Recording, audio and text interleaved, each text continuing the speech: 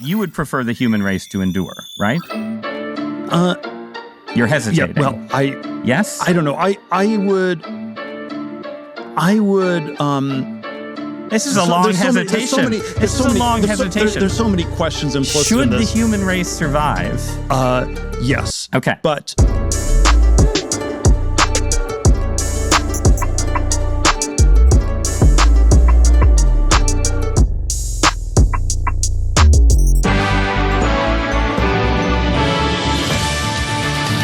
It is 8 a.m. in Salisbury, North Carolina, 7 a.m. in Chicago, 5 a.m. in Calaveras County, California, where the news is being made on this Tuesday, September 11th. The big story of the day that's developing right now here in New York City. A plane has crashed into one of the twin towers of the World Trade Center.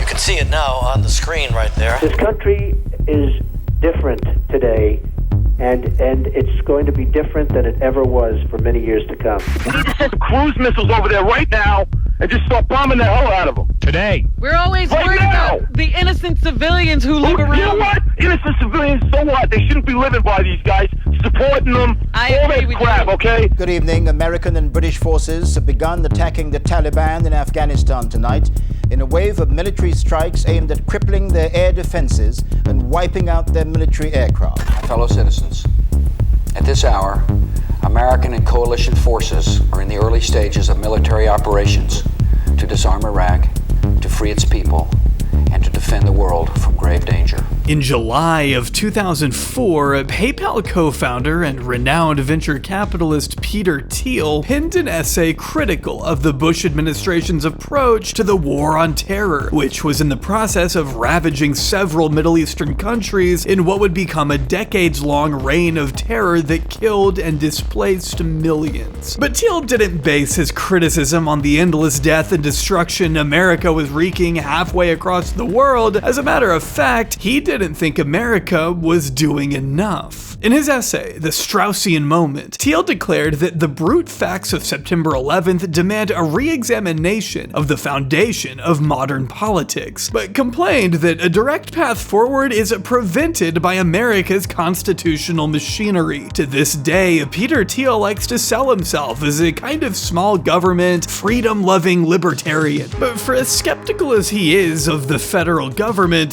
he's even more skeptical of democracy itself. As he put it quite bluntly in 2009, I no longer believe that freedom and democracy are compatible. I think author John Gans said it best when he wrote, Thiel's libertarianism is about freedom for him and people like him, the entrepreneurial elite of the capitalist class. As author Jacob Silverman put it, Thiel preferred the open freedom of the unfettered market, perhaps under the dictatorship of a benevolent sovereign. After all, most libertarians don't tend to push for a robust surveillance state, as Peter Thiel advocated for in The Straussian Moment, suggesting that in order to fortify the modern West, we need to work around democratic institutions in exchange for an all-encompassing surveillance network, one that operates outside the checks and balances of representative democracy as described in high school textbooks. Thiel suggested that we should consider the secret coordination of the world's intelligence services as the divisive path for a truly global Pax Americana. Unbeknownst to the general public, right as Peter Thiel was writing these words, he was working quietly behind the scenes to achieve the very reality he foretold, founding a data analytics company the previous year that would come to make up much of America's surveillance state both at home and abroad. He called it Palantir.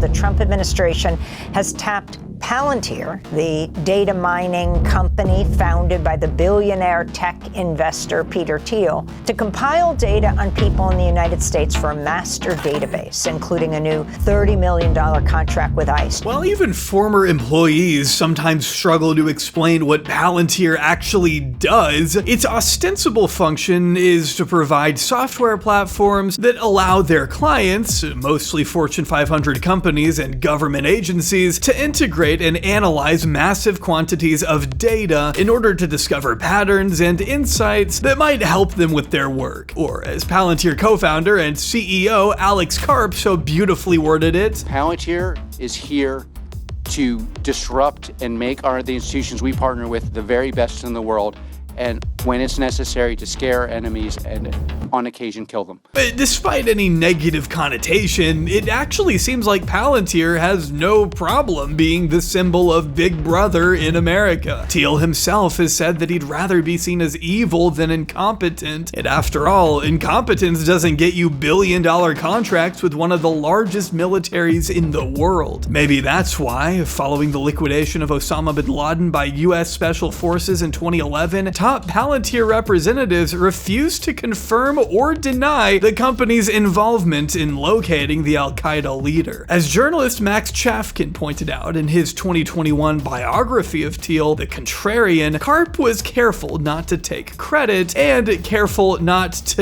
take credit for bin Laden's death. By presenting itself as an indispensable tool for American intelligence, Palantir quickly grew to be the hottest tech company around. One Business Week article from that time dubbed it the War on Terror's secret weapon. From there, Palantir was able to take the good press it had received for supposedly helping to kill the FBI's most wanted terrorist and parlay it into more tangible gains. Most importantly, it was able to snatch up even more lucrative government contracts. In 2025, an era where the President of the United States seems adamant on centralizing as much federal authority as possible, Palantir has benefited from a number of massive deals with the Pentagon, ICE, the FBI, and of course the CIA, which happens to be one of the company's earliest investors. This past May, the same month that Palantir received a $795 million contract with the Department of Defense, the president was reported to have given them the green light to compile a master list of personal data on American citizens that can be accessed across the wider federal government. And a few months after that, Palantir landed an additional contract with the US Army for an eye-watering sum of $10 billion. Ever since Donald Trump's win in November, Palantir's stock price has soared, making the company as valuable as it's ever been and allowing Thiel and Karp to get richer than ever. You may not be as familiar with Peter Thiel as you are with more front-facing billionaires like Elon Musk or Mark Zuckerberg, but make no mistake, Thiel is every bit as influential, especially after he was able to successfully lobby the president to take on J.D. Vance as his number 2, a man Chafkin describes as an extension of Thiel himself. With Vance being the heir apparent to the MAGA empire and just one heartbeat away from becoming the most powerful man on earth, Thiel has successfully managed to infiltrate the highest rungs of American authority, making him every bit the shadowy power broker he wants us to think he is. Make no mistake, we are very much living in a world created by and for Peter Thiel and his unfathomably rich band of colleagues. Which is why I think it's more important than ever to take a closer look at him and his numerous projects. How did an unelected, awkward German immigrant manage to influence so much of America? What has he done?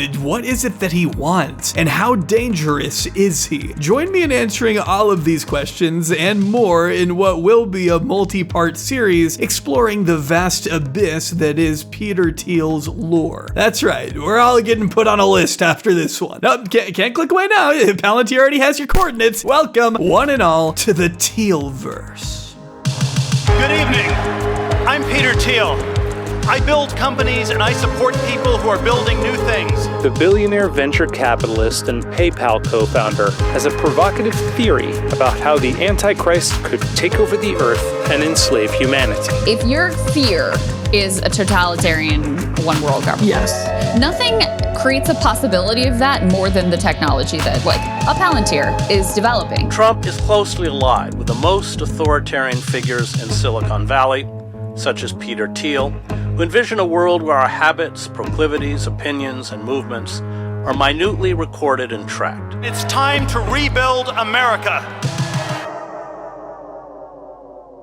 But first, I want to talk about today's sponsor. Be honest, when you hear OCD, do you think of someone who just really likes things organized? Because in reality, that stereotype is so beyond far from the truth. And since it's OCD Awareness Month, there's no better time to talk about what OCD really is. OCD is something I know a lot about because it's something I have, and I'd be lying if I said it hasn't gotten in the way of making videos in the past. It sounds insane, but there have been times where I've re-recorded lines over and over to the point that my throat hurts. Other times my OCD makes me feel like I need to re-edit perfectly fine segments, because if I don't, I've convinced myself that something horrible will happen. And that's what OCD tends to do. It latches onto what you care about most and casts doubt by causing distressing, unwanted thoughts. OCD can tell you things like, if you don't edit this video just right, someone you love will get hurt. Or if you don't follow the perfect morning routine today, you'll get fired. I know it may sound ridiculous, but in the moment, these thoughts can feel so real and convincing that you try anything to get rid of the distress. But the more you try to fight obsessive thoughts, the stronger they get. For years, OCD kept stealing more of my time, my peace, and my ability to do what I love. But I didn't tell anyone what I was going through. I mean, how do you explain that editing a YouTube video feels like a life or death thing? I worried it would sound absurd if I said it out loud. But if this sounds in any way familiar to you, I want you to know that you're not crazy or alone, and you can get your life back from OCD. Believe it or not, it is highly treatable. All you need is the right kind of specialized therapy from a therapist who really understands OCD. And that's where nocd comes in. nocd is the world's leading provider of OCD treatment. All of their licensed therapists are trained in exposure and response prevention, or ERP therapy, the most effective treatment for OCD. Therapy with nocd is 100% virtual, covered by insurance for about 138 million Americans, and includes support between sessions so you never have to face OCD alone. ERP is what gave me my freedom back. It's the reason I can think clearly and pursue my creativity without spiraling over every single decision. If you think you might be struggling with OCD, I sincerely hope you'll reach out for help and see what therapy can do for you. To learn more, you can visit nocd.com and book a free call today with their team. That's nocd.com.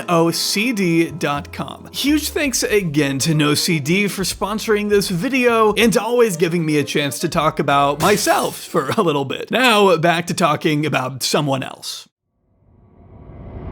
Peter Thiel was born on October 11th, 1967 in Hesse, West Germany, but he didn't stay there long. The Thiel family immigrated to the States in 1968, settling down in a neighborhood in Cleveland at the height of the civil rights movement. Sure enough, they ended up moving again, this time to a country that was somehow even further behind in dealing with its racial disparities: apartheid South Africa. Yeah, we should really look into whatever South African lab these billionaire tech freaks are seemingly coming from. While the native population of black South Africans were denied voting rights, political representation, and were forced to attend inferior schools, among other injustices, Peter Thiel would benefit from the best education that Southwest Africa had to offer, a country that would later declare its independence as Namibia. Meanwhile, his father Klaus Thiel found work at a uranium mine where, as The Guardian reported, black laborers were paid just enough to survive, living conditions were dire, and the work was dangerous. White managers, on the other hand, lived a lifestyle of neo-colonial luxury with servants at the ready. Max Chafkin goes into further detail, writing that white managers, like the Thiels, had access to a brand new medical and dental center and membership in the company country club. Black laborers, including some with families, lived in a dorm in a work camp near the mine and did not have access to the medical facilities provided to whites. Walking off the job was a criminal offense, and workers who failed to carry their ID card into the mine were routinely thrown in jail for the day. A report published after the end of apartheid by the Namibia Support Committee, a pro-independence group, described conditions at the mine in grim terms, including an account of a contract laborer on the construction project that Project Klaus's company was helping to oversee, who said workers had not been told they were building a uranium mine and were thus unaware of the risks of radiation. information. The only clue had been that white employees would hand out wages from behind glass, seemingly trying to avoid contamination themselves. The report mentioned workers dying like flies in 1976 while the mine was under construction. A piece from The Guardian notes that at the nearby town where a young Peter Thiel attended a German language school, glorification of Nazism was common and widespread. Back then, it was hardly unusual for German settlers to still celebrate the birthday of Adolf Hitler, with some residents even being known to greet each other with a Nazi salute and a hearty tribute to their fallen leader, according to a New York Times report from 1976, the same time Peter Thiel happened to be living there. After returning for another short year in Cleveland, the Thiels relocated yet again, this time to Foster City, California. In school, Peter wasn't very popular. One classmate said that he and others found him to be inscrutable, distant, and haughty. He was hard to get a read on, essentially, and his small stature, combined with what the other kids identified as feminine mannerisms, made him a prime target for bullies. Chafkin writes of one incident where Thiel's classmates loaded up his yard with for sale signs, taunting him the next day with, "Peter, I hear you're moving." One of the kids admitted to the bullying many years later, telling Chafkin, "I've always thought he might have a list of people he's going to kill somewhere and that I'm on it." When Peter wasn't playing chess or obsessing over D&D and Tolkien, his senior quote was from The Hobbit, he found solace in his schoolwork, always striving hard to get the best grades possible. As he developed physically, so did his confidence. Only his classmates didn't describe it as confidence, they preferred the word disdain, painting a picture of a young Peter walking around with an attitude that said, "Fuck you, world." Thiel found a sharper outlet for his resentments after arriving at Stanford in 1985. Though he was entirely underwhelmed when he first arrived on campus, Thiel quickly found a purpose for himself by throwing himself into the culture wars that were, at that time, erupting all across American universities. By that point, Ronald Reagan's second term was very much underway, having just mogged Walter Mondale in '84, and young conservative firebrands were feeling galvanized. Peter Thiel and others who felt victimized by the peace and love liberalism of the 60s and 70s were eager to fight back against an influx of multiculturalism and political correctness they felt to be poisoning Western society, especially on college campuses. What I'm getting at is that there have pretty much always been people whining about campus wokeness or whatever. As Malcolm Harris notes in his sweeping history of Silicon Valley, Palo Alto, during the late 70s and 80s, the new campus right was going to fight fire with fire, matching what they saw as the left's minoritarian tactics at the national level with their own minoritarian tactics at the university level, where conservatives have felt mistreated since the schools started letting other people in. It was essentially a reaction to the gains made by the civil rights movement and progressive groups of the previous 2 decades. This is when provocative right-wing student newspapers began to flourish, with Harris listing Ann Coulter's Cornell Review, Rich Lowry's Virginia Advocate, Michelle Malkin's Oberlin Forum, and of course the infamous Dartmouth Review, run for a time by now Fox News host Laura Ingraham and now convicted fraudster Dinesh D'Souza. As Mother Jones reported in 2014, with D'Souza at the helm, the Review published a light-hearted interview with a former Klan leader, accompanied by a staged photo with a black person hanging from a tree, and an assault on affirmative action which was written entirely in Ebonics. One infamous Review article went so far as to out members of Dartmouth's Gay Student Association, publishing what Mother Jones called excerpts of letters written by the group's members. As a result of this article, some members of the group had their sexual orientation disclosed to friends and family members. But chief among these fiery outlets was the Stanford Review, which a young Peter Thiel founded in 1987.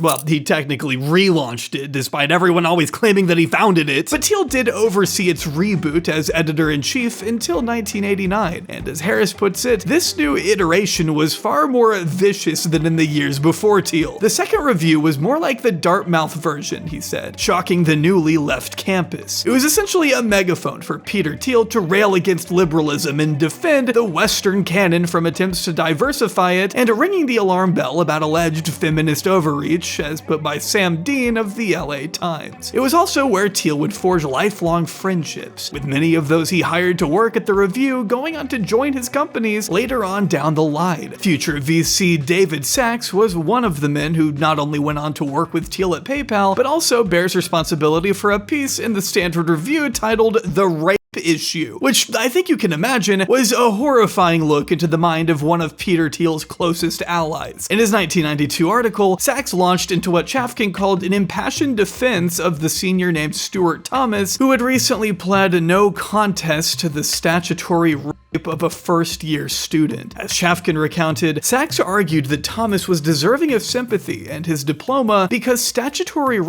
was a BS crime, a moral directive left on the books by pre-sexual revolution crustaceans, in Sachs's own words, and also because, at least according to his account, the victim had not resisted. Sachs went on to write a graphic description of the encounter, noting that the 17-year-old victim, quote, still had the physical coordination to perform oral sex. David Sachs also co-wrote a book with Thiel a few years later, which they titled The Diversity Myth. It was essentially a rip on a similar book D'Souza had put out, which was trying to copy a similar book by William F. Buckley, neither of which managed to have the same prominence as Buckley's did. It's also a book that both Thiel and Sachs have since had to apologize for, after it was found that Thiel had written off date rape as women having belated regret, concluding that, quote, since a multicultural rape charge may indicate nothing more than belated regret, a woman might realize, in quotes, that she had been raped, also in quotes, the next day or even many days later. Under these circumstances, it is unclear who should be held responsible. If the alcohol made both of them do it, then why should the woman's consent be obviated any more than the man's? Why is all blame placed on the man, he asked, before adding, the purpose of the rape crisis movement seems as much about vilifying men as about raising awareness. Maybe now is a good time to note that Peter Thiel later donated $1.25 million to Donald Trump in 2016, immediately after the infamous Access Hollywood tape came out, becoming the first man in the tech world to throw his support behind the scorned candidate in true contrarian fashion. As the title would imply, the diversity myth also attacked diversity itself. Thiel and Sachs insisting that, quote, real diversity requires a diversity of ideas, not simply a bunch of like-minded activists who resemble the bar scene from Star Wars, and that, quote, as paradoxical as it may seem, the extreme focus on racism has become the source of acrimony, as multiculturalists charge whites with more evanescent and intangible forms of racism, such as institutional racism or unconscious racism. As a result, the awareness of racism, once the main hope for ending racial division, today has become a major cause of debate and friction. Perhaps now is also a good time to let everyone know that two of his Stanford colleagues told Max Chafkin that Peter Thiel had told them that apartheid works and was economically sound. Yet in the diversity myth, Sachs and Thiel declare, quote, there are almost no real racists in America's younger generation. As mentioned, Thiel did apologize in 2016, but at a Stanford Review event the next year, he reportedly told a student editor that the apology had all been for show, Chafkin writes. Sometimes you have to tell them what they want to hear, he supposedly said. And if you're wondering what happened to David Sachs, well, he was just officially appointed a White House AI and crypto czar by Donald Trump, a role that is totally real and not made up in the slightest. Another fun little moment from Sachs and Thiel's wonderful book is the defense of a fellow law student named Keith Raboy, who also happened to contribute to the Stanford Review and was another friend of Thiel's. One night on campus, Raboy and two other students were heard screaming homophobic slurs in front of the house of an instructor, shouting F-slur, hope you die of AIDS, can't wait until you die F-slur. Though he later admitted the tirade was not very intellectual or profound, at the time Raboy thought he was acting within the bounds of his legal right to free speech. Doubling down to a campus newspaper, he defended his words to the Stanford Daily as completely permissible and not hate speech because they weren't aimed at any person in particular. Instead, they were, quote, mostly about F-slurs being bad in general, later adding that he didn't, quote, necessarily hate homosexuals.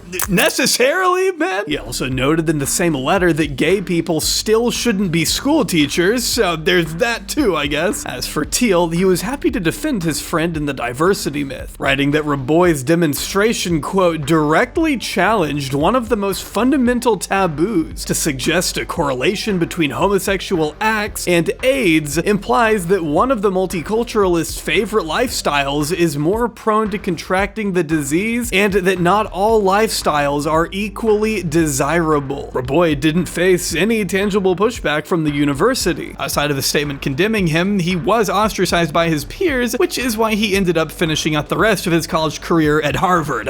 So sad. It's also worth noting that Raboy, following his stint at PayPal, was forced to leave his job at the company Square in 2013 after being accused of sexual harassment by a male employee. Since 1987, when Thiel took over, the Stanford Review had been virulent about their homophobia, according to at least one former student. Review columnists were known to blame the so-called unnatural promiscuity of gay men on the spread of AIDS, for instance. Men who supposedly, quote, yielded to temptation so many times that the fires of lust burn within them, making it indeed difficult for them to control themselves. As Chafkin acknowledges, it would be tempting to psychologize the homophobia spewed by Thiel and other closeted writers working at the Review, and Chafkin admits that some who knew Thiel, a gay man who was still closeted at this time, have chalked it up to a manifestation of self-hatred. But he also says it's important to consider that what Thiel preached, and what he wrote about specifically in the diversity myth, might just have easily been a product of Thiel's single-minded desire to achieve something. He wanted to make a name for himself as someone who went against the status quo, and it's hard to deny that it worked out for him, at least for a little while, since his Stanford Review antics caught the attention of then Secretary of Education William Bennett, who visited campus at Thiel's request and even gave him a job as a speechwriter after graduation. But Thiel's immediate post-Stanford years were tough. He applied to clerk for 2 Supreme Court justices, who both turned him down, and eventually ended up at the prestigious Sullivan and Cromwell law firm in New York, which he found incredibly dull and unfulfilling. Experiencing what he later called a quarter-life crisis, Peter returned to California, which turned out to be the most lucrative spot in America for ambitious, cutthroat contrarians without any moral scruples. Arriving just in time for the dot-com boom in 1996, Peter Thiel's life was about to change forever, and as a result, so did the world.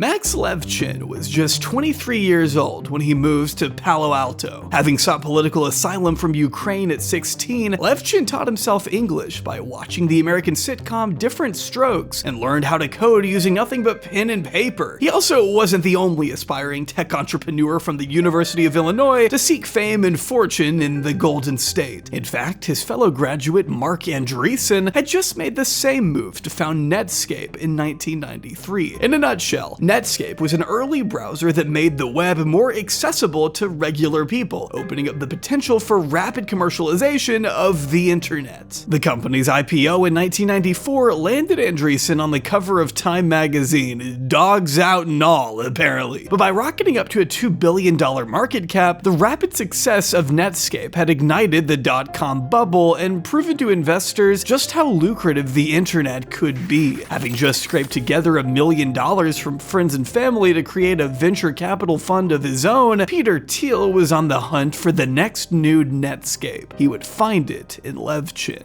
If you're my age or younger, you probably don't know what the fuck a Palm Pilot is, and truthfully, I didn't know what it was either until researching this video, but if you were a tech nerd in the late 90s, you'd know it to be a pioneering handheld computer that paved the way for modern smartphones in some ways. Though they may have been clunky and kind of slow, they did allow users to manage calendars, to-do lists, and even send messages to one another, as long as you were in the same room and the person also had a Palm Pilot, which most people outside the valley did not. Levchin, who had become a pretty skilled cryptographer, was looking to program a security feature onto the devices, which would make Palm Pilots useful to businesses. He had been staying with a friend in the Bay Area when he wandered into a seminar being given by a graduate student at Stanford in 1998. Being one of about 6 people in attendance, Levchin was able to easily score a meeting with the speaker, Peter Thiel, who soon pledged $250,000 investment in Levchin's startup. It was here that the two men, along with their mutual friend Luke Nosek, founded FieldLink, which would eventually be named Confinity. Confinity, in the words of Malcolm Harris, was a mobile encryption software firm for business that allowed workers to communicate securely from the field, before shifting their focus to the transfer of digital payments. They called this money transferring feature PayPal. From there, Confinity managed to raise millions of dollars from Nokia Ventures and Deutsche Bank. You may remember Deutsche Bank for the $75 $25 million settlement it paid to numerous victims of Jeffrey Epstein in 2023 after being accused of facilitating and profiting from his multinational sex trafficking ring. Wish I could say that's the last time Epstein's name will appear in this saga. As Harris notes, Confinity was ahead of its time, seeing that few people had Palm Pilots and even fewer had a bunch of Palm Pilot friends with whom they regularly exchanged money. On top of that, Confinity was far from the only digital payments company in town. In fact, it wasn't even the only digital payments company in its own building. Brooding right across the hall from Confinity's office was another South African immigrant, a man similarly determined to shape the world in his image, a man you're no doubt very familiar with.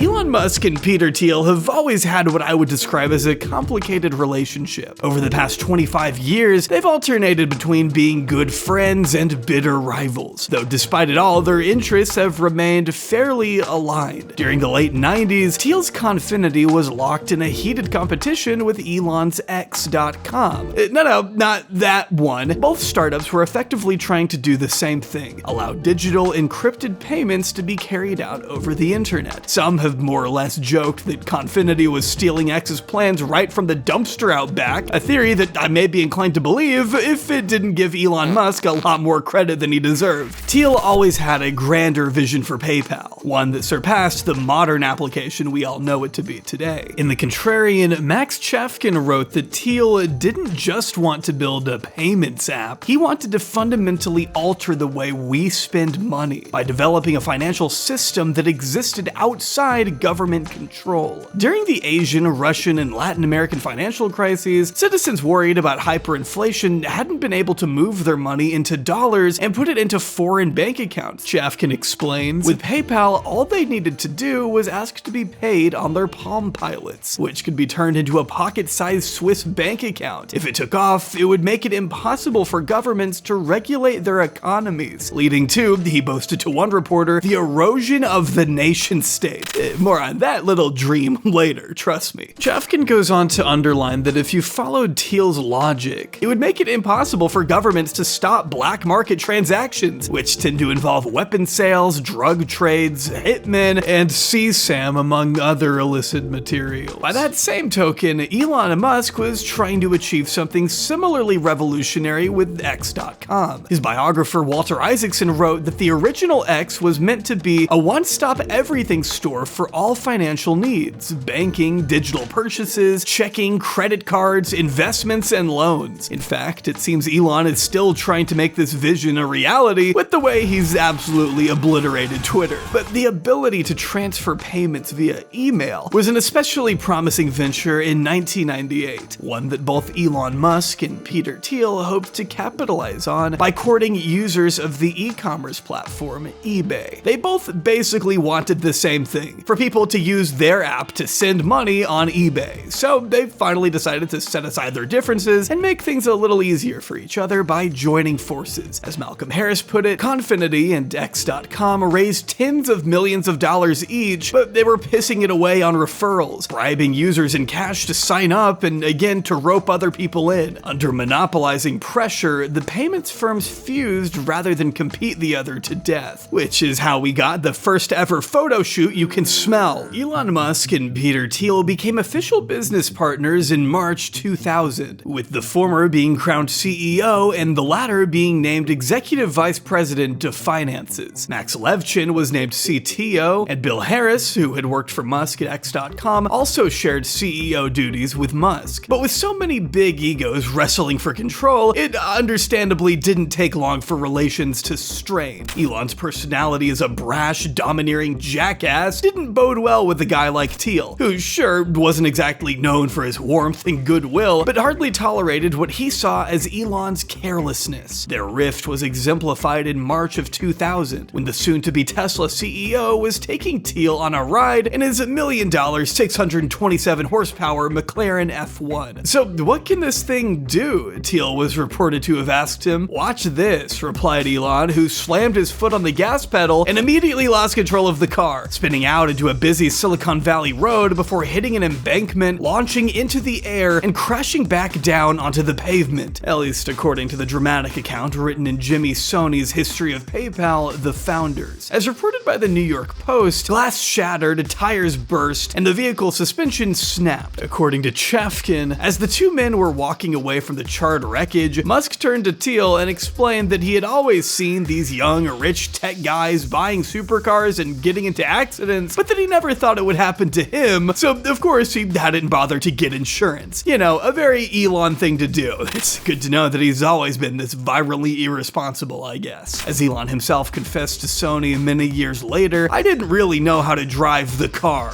But just like that, two of the world's most powerful men could have had their lives violently cut short before most of the general public ever knew their names. Instead, they came out of the wreck unscathed, even if the McLaren was totaled, as perhaps Elon's very first masterful gambit. Having happened just after the merger, though, Chefkin reports this as the incident that caused Thiel to start looking at Musk differently. The experience shook Thiel, who began to see Musk as reckless, he wrote. But to some degree, the feelings of animosity must have been mutual. According to one source who knew both of them, Musk thinks Thiel is a sociopath, and Thiel thinks Musk is a fraud and a braggart, which I think is a rare instance of these two actually both being right about something. For all intents and purposes, though, it did seem like Thiel was the better room reader of the two, considering the way he just stopped showing up for meetings at the same time the dot-com bubble was about to burst. When news broke that Microsoft may have violated US antitrust laws, panic erupted throughout the valley amidst fears that the company might get broken up, and as a result, the NASDAQ plummeted. Before long, some of the biggest dot-coms had run out of money, but Thiel saw the writing on the wall and did what he did best. He hedged. In May, he sent an email to PayPal staff announcing his resignation as executive vice president, but this didn't mean his influence was over at PayPal. In fact, it was just beginning. Just like his days in the chess club at Stanford, this was yet another example of Peter playing the long game. With Thiel's resignation, Elon Musk was chiefly responsible for navigating the future of the company that was running out of money. But in fact, Elon was in even more trouble than he may have realized. His co-CEO, who he had brought over from X, Bill Harris, had left the same month Thiel had, making Musk more vulnerable than ever. Thiel had abandoned his post, sure, but he had also been careful to install his men from the Stanford Review in executive positions of their own. In the words of Chefkin, Thiel had laid a sort of trap for Musk. Though Musk got to be CEO, most of Thiel's deputies, including Reid Hoffman, Max Levchin, and David Sachs, filled the executive ranks. X's former executives were marginalized, and Musk was surrounded by a team that was more loyal to Thiel than him.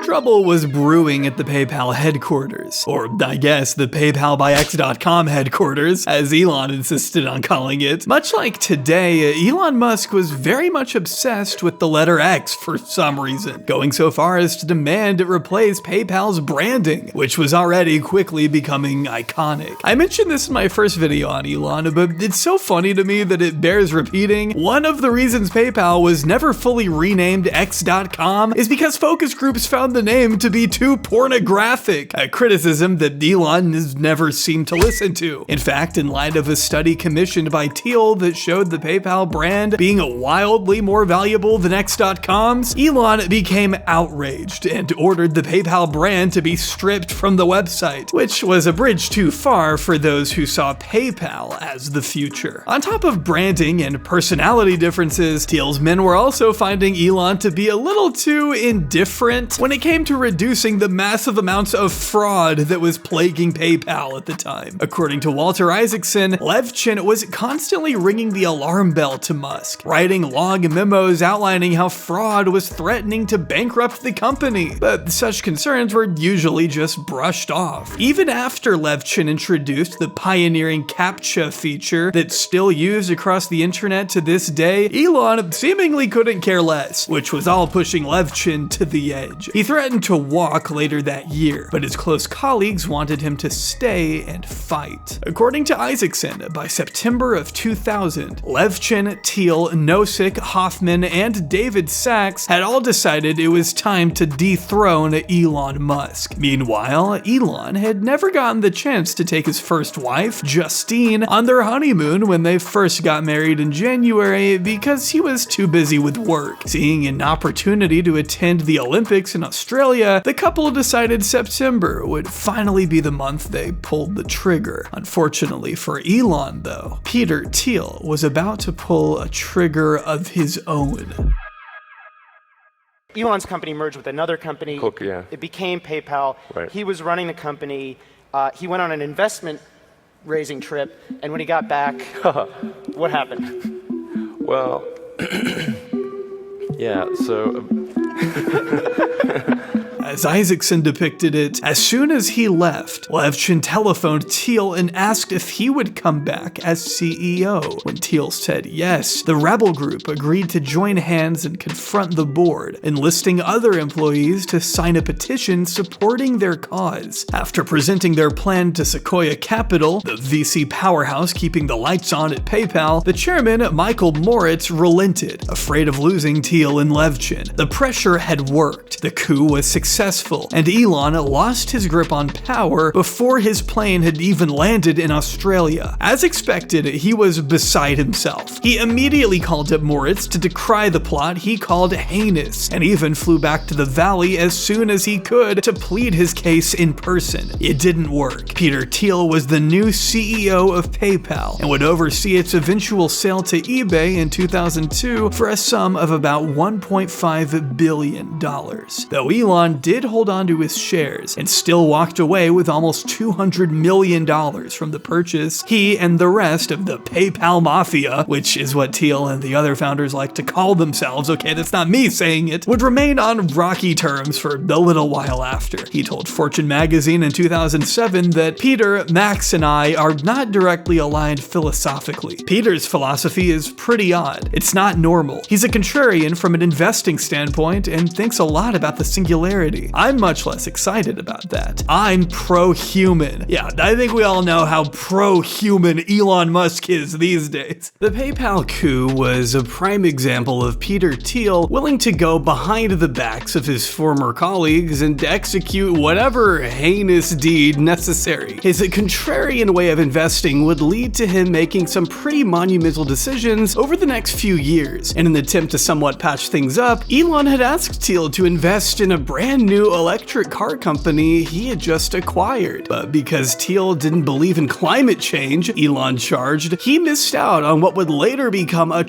trillion company. But he didn't miss out on SpaceX. In fact, Thiel sunk over $20 million into Elon's NASA competitor when they needed the money the most. Their rockets had been exploding a lot in 2008, bringing them to the verge of bankruptcy before Thiel offered a lifeline. He was also instrumental in the success of another little company run by a weird little guy out of a dorm in Harvard. Inspired by an earlier project of his that ranked the hotness of fellow students, Mark Zuckerberg would officially launch Facebook in early 2004, with Peter Thiel being one of the first investors to recognize its potential. His investment of $500,000 wound up making him a billionaire following the company's IPO in 2012. But there's one Peter Thiel venture that we have yet to explore. You're an investor in AI. You're deeply invested in Palantir, in military technology, in technologies of surveillance, in technologies of warfare, and so on, right?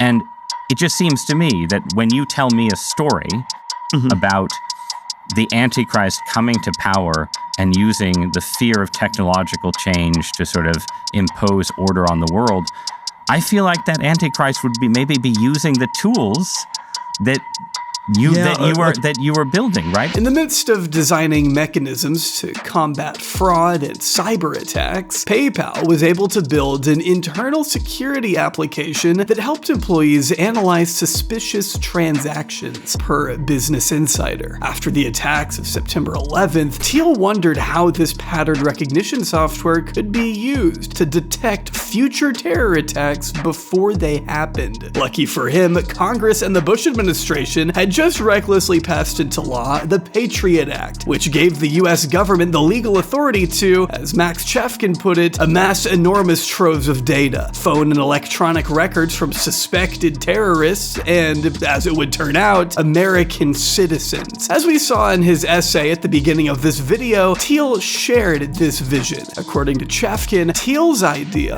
as he explained it to early employees and potential partners, was to mine the government's near-endless trove of data, including financial and cell phone records, and use network analysis to find terrorists. The obvious ways that this practice was problematic from a civil rights perspective were not mentioned. In fact, it was assumed that this would violate pre-9/11 norms, but that would be totally fine in a post-9/11 world. Thiel was reported to have said in this meeting that there's all this information about people, and we want to know it. In episode 2, we'll be taking a deep dive into the history, the goals, and the future of Palantir, the company that would bring Thiel's desire to know information about people to new heights. We'll talk about its co-founder, Alexander Karp, and we'll see how Peter Thiel managed to pulverize one of his biggest critics. We'll discuss his interest in seasteading, escaping the nation state, and even avoiding death itself, in a continuation of the weird and terrifying reality of the Thielverse. And I'm sorry to say that this is just the beginning. Trust me, I wanted to fit this all into one vid, but if we want to talk even a little bit about the details, then we're gonna need multiple parts. So stay tuned, buy the books I mentioned, and buckle the hell up, because trust me, we will be covering much more until I become the first YouTuber to be targeted by a Palantir sent drone, I guess.